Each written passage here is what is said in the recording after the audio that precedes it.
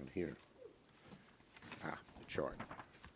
Okay, excuse me. Good afternoon, everybody, and I want to thank Senators Kaine and Welch and also Brooks for joining us here today as we fight against Trump's trade war, as you see right here. This map has how much each state would pay for this absurd, crazy, chaotic trade war. But the worst thing about it is that it so hurts American families. It is estimated that the average American family will pay more than $5,000 out of their pocket to pay for these tariffs. These tariffs will cost them $5,000 as the prices of everything goes up, whether it's groceries or cars or wood or you name it, across the board. Why would Trump do this? Why would Trump do this? One reason: he wants to take the money that he gains from tariffs to give tax cuts to billionaires. And when told that American families would pay a whole lot more out of their pockets, you know what he said? I don't care. What kind of bubble is this man and his billionaire cohorts in that they don't understand that when the average American family is told that you're going to have to pay $5,000 more for the things you buy, that it pains them so? Well, can't buy that new car. Can't take that vacation we've been planning for a whole year with the kids. Can't go visit grandma. Got to cut back on even the medicines I buy. What kind of bubble do they live in? So we have documented in this chart how much each state would pay from Trump's trade war. And it's devastating. I just talked to over 50 people in my state of New York. We're right on the Canadian border. Buffalo thinks they could go into a real recession if these tariffs came about. Plattsburgh, 20% of their businesses are Canadian-owned. What are they going to do? And there are tens of thousands of job losses in every part of New York State because there are tariffs. They are a tax on families. They don't like taxes? This is one of the worst taxes they could put in. And don't just listen to us. Rand Paul, hardly a Democrat. Tariffs are simply a tax. Senator Mullen, tariffs is a tax. He didn't have the right grammar, but I'll read him verbatim. Tariffs is a tax, and it will be passed on to consumers. According to the New York Times, 6.5 million jobs would be impacted by the Canadian tariffs, and people in red states will be especially impacted, from farmers to small businesses. And here's another problem. It's chaotic. He says one thing one day and another thing the next day. He changes which countries, he changes the percentage, he changes which goods. And what do businesses hate? Uncertainty. Whether you're a small business, a medium-sized business, a large business, you want certainty. There's no certainty. That's why the stock market has gone down so much. Consumers, why is their confidence at lower levels than it's been in a very long time? In good part, because of these tariffs. They say, if I'm going to have to pay more for eggs or for bread or for gas or for a car, I better not spend now. So it's creating huge problems in the whole economy. So soon, the Senate will vote on a resolution from Senator Kaine to undo Trump's tariffs on Canadian goods. And we hope that some of our Republican colleagues will join us in that. They don't like the tariffs either. They know they're a tax hike on the American people. They know that the stock market is in turmoil, risking people's retirements. They know that consumer confidence is down. And the odds of a recession, something people hate. It's harder to find a job, keep a job, maintain your weekly budget if a recession occurs. And now our greatest financial prognosticators are saying the chances of recession because of these tariffs, this tariff tax, goes way up. So we're going to fight these tariffs tooth and nail. Trump's done a lot of bad things. This is way up there. Ask American people. And one final thing. Look at what happened in Wisconsin yesterday. The American people understand that Trump is not on their side on tariffs, on tax cuts for billionaires, on cutting Medicaid, on cutting the others. The American people are seeing how bad Trump is. Tariffs is a good part of it, and they are not supporting people like Elon Musk and those who support Donald Trump. Tim.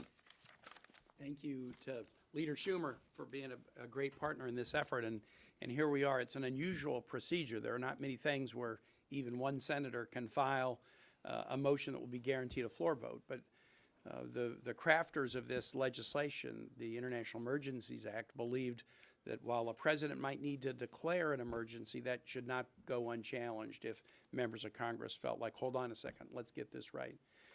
No one is denying that there's a fentanyl challenge in the United States, a huge challenge. We've all seen it in all of our states, And that is why this is not an action to undo the Mexico tariffs or undo the China tariffs. You might argue about whether the emergency is one that where tariffs is the right answer, but clearly the fentanyl trade is being heavily driven through Mexico or precursor chemicals from China. But Canadian tariffs are not the answer to the solution because the fentanyl problem is not primarily a Canadian problem. There's an article that's out in the Globe and Mail today that digs into the disparities, 21,000 pounds of fentanyl seized from Mexico coming across the border last year. And there's a claim that there's 43 pounds seized from Canada, but the article that's just come out from the Globe and Mail suggests it's actually a good bit less even than 43 pounds. Is there work that we should and need to do together on fentanyl? Of course, Chuck led us to pass the Halt Fentanyl bill in the Senate just 2 weeks ago, and there's more we can do.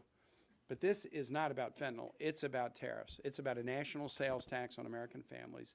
Trump's economic advisor, Peter Navarro, said that the total of these tariffs will be $6 trillion of taxes paid by American consumers, more than $600 billion a year. I've told the story of this baker that I have in Virginia. April is her name. She owns a bakery. Some of you might know this place. It's called Mom's Apple Pie. Now, is this a good thing for a speech in the Senate recording studio? Mom's Apple Pie Bakery. April owns it. 3 locations: Loudon, Purcellville, Occoquan. I was with her recently. She said, "Tim, you got to do something about these Canadian tariffs." And I said, "April, you got these 3 little bakeries. I mean, Canadian tariffs, how do they affect you?" Pie tins. All aluminum pie tins, they all come from Canada. You increase the price of a pie tin by 25%. And it's even worse if you have a can of beer with your apple pie. There you go. Or try some whiskey or something. The pie tin goes up by 25%. And she said nobody has to buy an apple pie.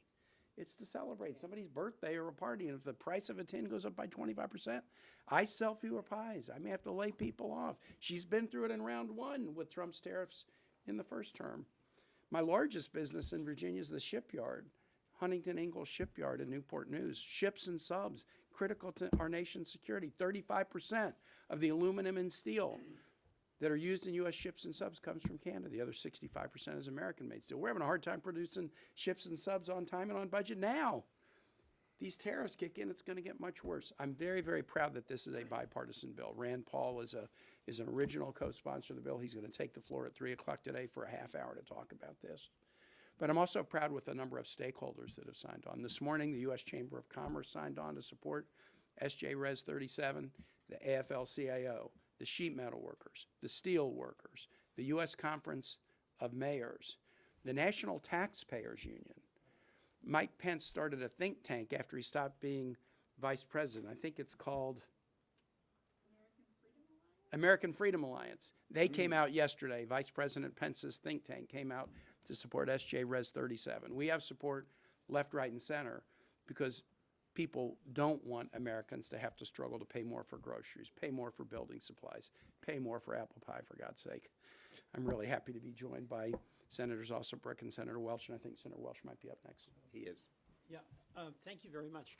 You know, nobody supports tariffs economically.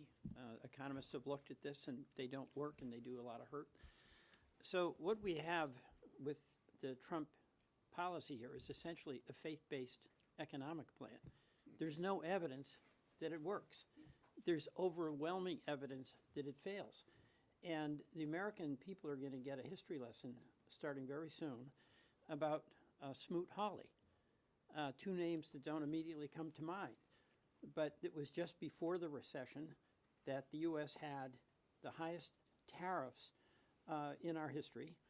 And those tariffs were put in place by the president who got it wrong and thought this would help us. Well, it helped us usher in the Great Depression. And since then, presidents of both sides of the aisle have steered clear of these trade war tariffs until President Trump.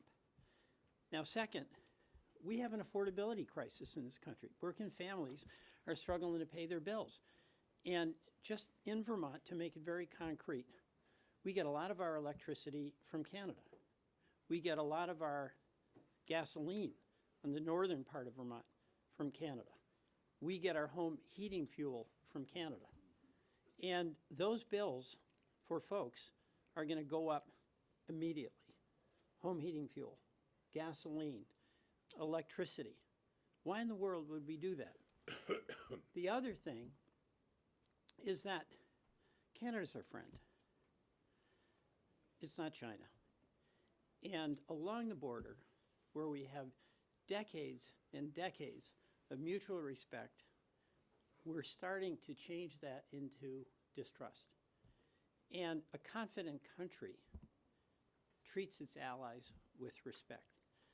And these tariffs are going to do direct and immediate economic harm to everyday Vermont families and farmers, maple sugar producers. But it's also going to start eroding the trust that is the benefit of good relations over time. Why in the world would President Trump want to be Smoot-Hawley? That's what he's embracing. Totally, totally bad, totally wrong, doomed. And the only question is, how much pain will he inflict on everyday Vermonters before he comes to his senses and withdraws this tariff policy? Thank you. Senator Also Brooks. Thank you. I want to thank Leader Schumer and Senators Kaine and Welch for being here today. You know, President Trump has dubbed today Liberation Day. And I continue to think how tone deaf and how arrogant it is, because I'm asking myself, for whom? You know, who's liberated? And I think that Elon Musk. Yeah, I think the reality of it is that middle class and hardworking families like the one I grew up in, I regard myself in so many ways as having grown up in a blue-collar family. A father who was a car salesman, a mother who's a receptionist, and the fact of the matter is the people who are being liberated are the billionaires. None of his policies, including these tariffs, anticipate any relief for hardworking and middle-class families.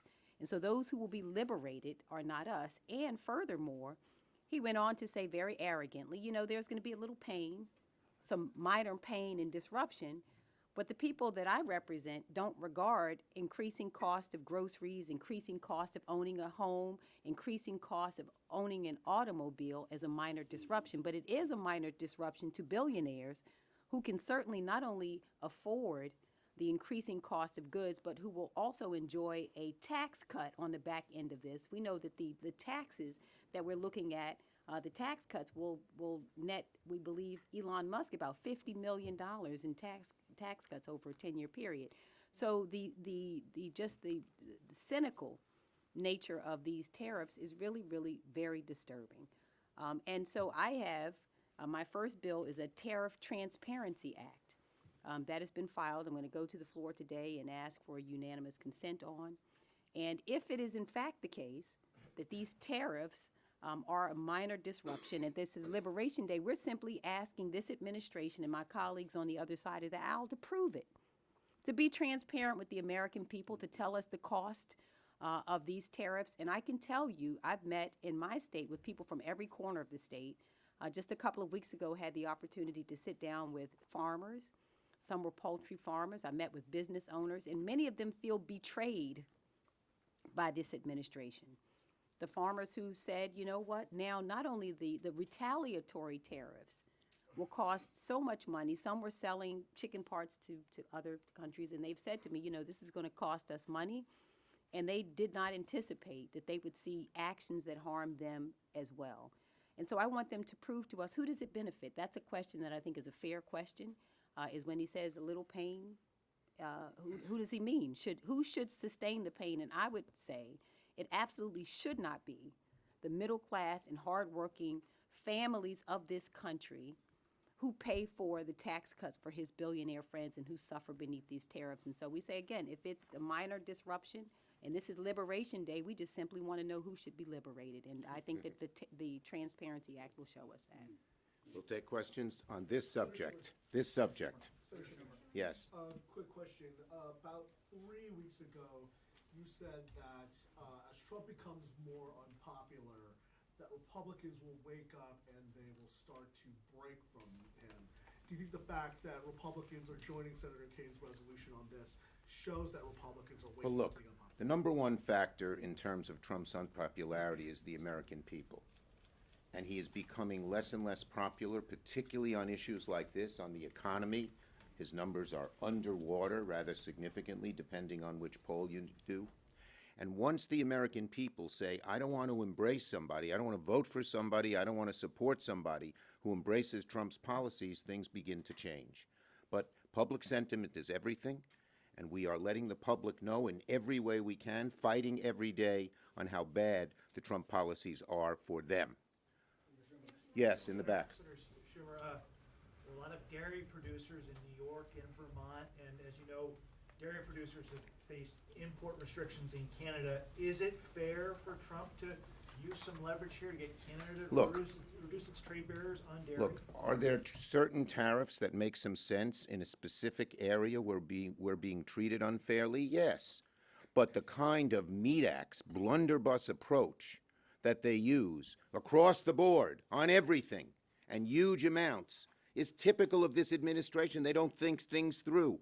I dealt with Trump on tariffs back in 2017 when he was president because I was a hawk on China and so was he. And I met his people. I met this guy Navarro. The guy had no basis of any facts, and he sort of had to leave the administration. Now he's back running the tariff policy. They don't, as Angela talked about, they don't look at the facts. He just gets this idea in his head that it's going to be a good thing and does it. And then he says he doesn't care if the American people pay more. It's crazy. Chuck, can I say something? Yes, Tim, please. Just real quick, what a great question. Because the dairy issues I've heard Chuck talk about them. I've heard Tammy Baldwin talk about them. There's a Trump-created mechanism to deal with that problem. The USMCA, negotiated by President Trump, I think it got 89 votes here, heavily bipartisan. Why are they not using the MCA to deal with it? Because they want money for a tax cut. Yes. If they used MCA to negotiate the differences, they wouldn't have Peter Navarro saying, we're going to get $6 trillion that we can use for a tax cut. That's the way they should deal with this problem. A Trump-inspired, state-of-the-art trade deal that gives them a mechanism for resolving disputes. The fact that they're throwing that aside and going with tariffs tells you that there's something else going on. And in just across-the-board way. Now probably when we're treated poorly across the board, like with China, a broader approach might be necessary. When it comes to Canada, when it comes to Mexico, when it comes to Europe, where we have such complicated, intercombined relationships, that kind of approach hurts only one group, the American people, the average American family. On this subject, yes.